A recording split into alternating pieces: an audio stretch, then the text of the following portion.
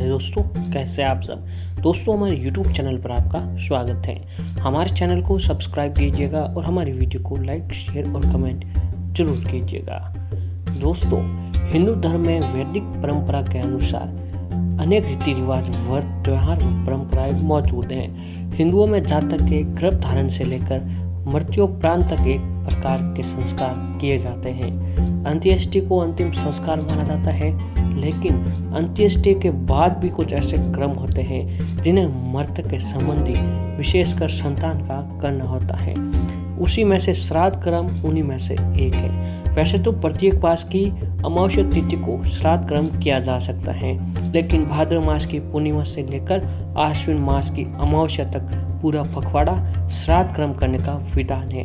इसीलिए अपने पूर्वजों के प्रति श्राद्ध प्रकट करने के इस पर्व को श्राद्ध कहते हैं। पितृपक्ष का महत्व पौराणिक ग्रंथों में वर्णित किया गया है कि देव पूजा से पहले जातक को अपने पूर्वजों की पूजा करनी चाहिए। पितरों के प्रश्न होने पर देवता भी प्रश्न होते हैं। यही कारण है कि भारतीय संस्कृति में जीवित रहते हुए घर के बड़े बुजुर्गों का सम्मान और मृत्युपरांत श्राद्ध क्रम किए जाते हैं। इसके पीछे यह भी मान्यता है कि यदि विधि अनुसार पितरों का तर्पण न किया जाए तो उन्हें मुक्ति भी नहीं मिलती है। उनकी आत्मा मृत्यु लोक में भटकती रहती है। पितृपक्ष को मनाने कुछ ज्योतिषीय कारण भी हैं कि ज्योतिष शास्त्र में पितृदोष काफी अहम माना जाता है। जब जातक सफलता के बिल्कुल नजदीक पहुंचकर भी सफलता से वंचित हो जाता है, संतान उत्पत्ति में परेशानियां आ रही हो, धनहानि हो रही हो, तो ज्योतिष शास्त्र पितृदोष से पीड़ित होने की प्रबल संभावनाएं बताते हैं। इसीलिए पितृदोष से मुक्ति के लिए पितरों की शांति आवश्यक मानी जाती है। किस दिन करें पूर्वजों का श्राद्ध? तो वैसे तो प्रत्येक मास की अमावस्या को पितरों की शांति के लिए पिंडदान या श्राद्ध क्रम किए जा सकते हैं, लेकिन पितृपक्ष में श्राद्ध करने का महत्व अधिक माना जाता है। पितृपक्ष में किस दिन पूर्वजों का श्राद्ध करें, इसके लिए शास्त्र सम्मत विचार यह है कि जिस पूर्वज, पितृ या परिवार के मृत सदस्य के परलोकगमन की तिथि याद हो तो पितृपक्ष में पड़ने वाले उक्त तिथि को ही उनका श्राद्ध करना चाहिए। और यदि देहावसान की तिथि ज्ञात न हो तो आश्विन अमावस्या को श्राद्ध किया जा सकता है। इसे सर्वपितृ अमावस्या भी इसीलिए कहा जाता है। दोस्तों, हमारे हिंदू धर्म में पितृपक्ष अपने पूर्वजों को जो परिजन इस धरती पर जीवित नहीं है उनके प्रति श्रद्धा भाव दिखाने का समय होता है। पितृपक्ष में पितरों को तर्पण और पिंडदान का महत्व होता है और हिंदू पंचांग के अनुसार हर वर्ष भाद्रपद महीने के शुक्ल पक्ष की पूर्णिमा से आश्विन माह की सर्वपितृ अमावस्या तक 16 दिन तक श्राद्ध पक्ष चलता है। इस बार दोस्तों 1 सितंबर से महालय श्राद्ध पक्ष प्रारंभ हो रहा है। मान्यता है कि श्राद्ध पक्ष में पितृलोक से पितृदेव अपने परिजनों से मिलने के लिए धरती पर किसी न किसी रूप में अवश्य ही आते हैं और परिजनों के द्वारा भोजन और भाव ग्रहण करते हैं। पितृपक्ष के दौरान पिंडदान, तर्पण और ब्राह्मणों को भोजन कराया जाता है, जिससे पितृदेव प्रसन्न होते हैं और अपने परिजनों को आशीर्वाद देते हैं।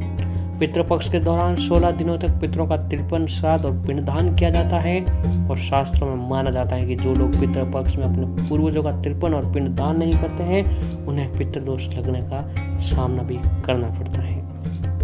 तो आइए जानते हैं दोस्तों, पितृपक्ष के दौरान क्या करना चाहिए। जब भी श्राद्ध पक्ष में अपने परिजनों का पिंडदान या तर्पण जैसा अनुष्ठान किया जाता है तब इसमें परिवार के किसी बड़े सदस्यों को करना चाहिए।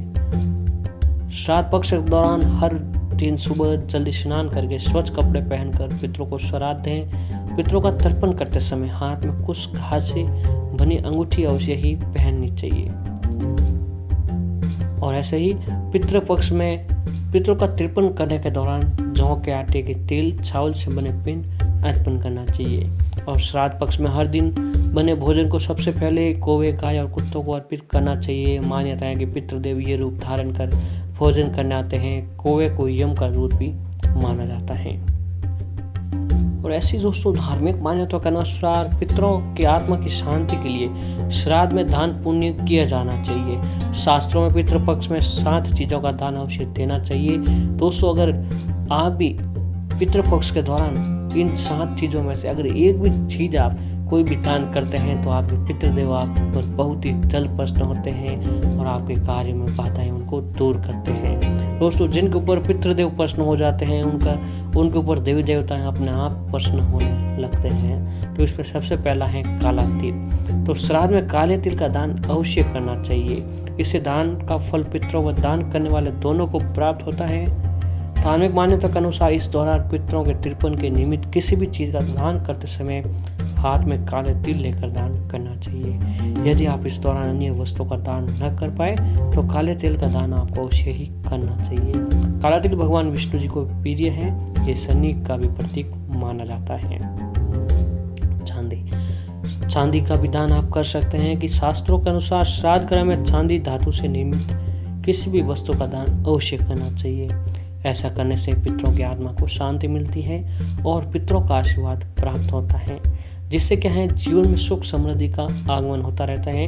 और पुराणों में पितरों का निवास चंद्रमा के ऊपरी भाग में बताया गया है और चांदी का संबंध चंद्र ग्रह से है, इसलिए श्राद्ध में चांदी चावल दूध से पितृ प्रसन्न होने लगते हैं। अब है वस्त्र। तो दोस्तों, शास्त्रों की मान्यता के अनुसार कहा जाता है कि जो व्यक्ति श्राद्ध के समय पितरों के निमित्त वस्त्र दान करते हैं उनके ऊपर सदैव पितरों की कृपा बनी रहती है। श्राद्ध में आप धोती व दुपट्टे का दान जो होता है वो बहुत ही शुभ माना जाता है। गरुड़ पुराण के अनुसार हमारी तरह हमारे पितरों की आत्मा पर मौसम के परिवर्तन का प्रभाव होता है। उन्हें भी सर्दी गर्मी का एहसास होता है। ऐसे में अपने वंशजों से वस्त्र की कामना अधिक करते हैं, तो इसलिए आपको पितृ पक्ष के दौरान वस्त्र अवश्य ही दान करने चाहिए। गुड़ एवं नमक। श्राद्ध के समय गुड़ व नमक दान अवश्य ही करना चाहिए। इससे पितरों की आत्मा को शांति मिलती है और उनके आशीर्वाद से घर सुख शांति का वातावरण बना रहता है। शास्त्रों के अनुसार नमक के दान से यम का भी भय दूर हो जाता है। ग्रह क्लेशों को दूर करने के लिए श्राद्ध में इन चीज़ों का भी दान आपको अवश्य ही करना चाहिए। हम बात जूते चप्पल की, तो श्राद्ध गृह में पूर्वजों की आत्मा की शांति के लिए जूते चप्पल का दान भी शुभ माना जाता है। इसीलिए श्राद्ध पक्ष में जरूरतमंद लोगों को जूते चप्पल आपको दान अवश्य ही करना चाहिए। और दोस्तों, इसमें अगली चीज़ दान आप छतरी का भी कर सकते हैं।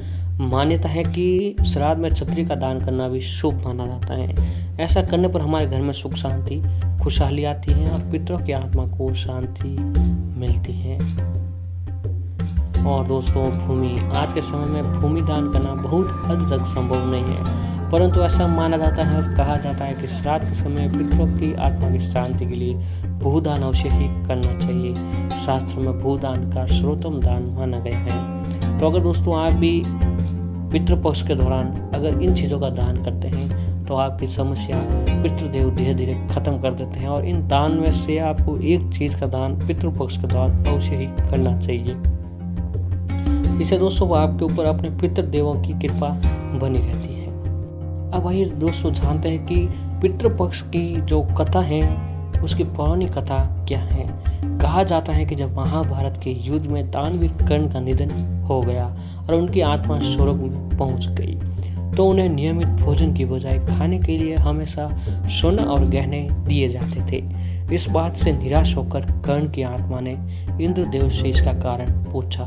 तब भगवान इंद्रदेव ने कर्ण को बताया कि आपने अपने पूरे जीवन में सोने के आभूषणों को दूसरों को दान किया है, लेकिन कभी भी अपने पूर्वजों को कोई भी दान नहीं किया है। तब कर्ण ने उत्तर दिया कि वह अपने पूर्वजों के बारे में नहीं जानता है और उससे सुनने के बाद भगवान इंद्र ने उसे 15 दिनों की अवधि के लिए पृथ्वी पर वापस जाने की अनुमति दी, ताकि वह अपने पूर्वजों को भोजन दान कर सके। और इसी 15 दिन की अवधि में पितृपक्ष के रूप में मनाया जाता है। दोस्तों, ये पितृपक्ष की जो पौराणिक कथा थी छोटी सी, वो आपको हमने बता दी है। तो दोस्तों, पितृपक्ष अब शुरू होने वाले हैं, तो आपको विशेष करके पितृपक्ष के दौरान इन बातों का अवश्य ही ध्यान रखना चाहिए। और दोस्तों, आपको इन 7 चीज़ों में से किसी भी एक चीज़ का दान आपको पितृपक्ष के दौरान अवश्य ही करना चाहिए। इससे क्या होता है कि जिसके ऊपर अपने पितृदेव का आशीर्वाद हो जाता है उनको भगवान का आशीर्वाद अपने आप मिलने लग जाता है। तो आप इन बातों का जरूर ध्यान रखिएगा।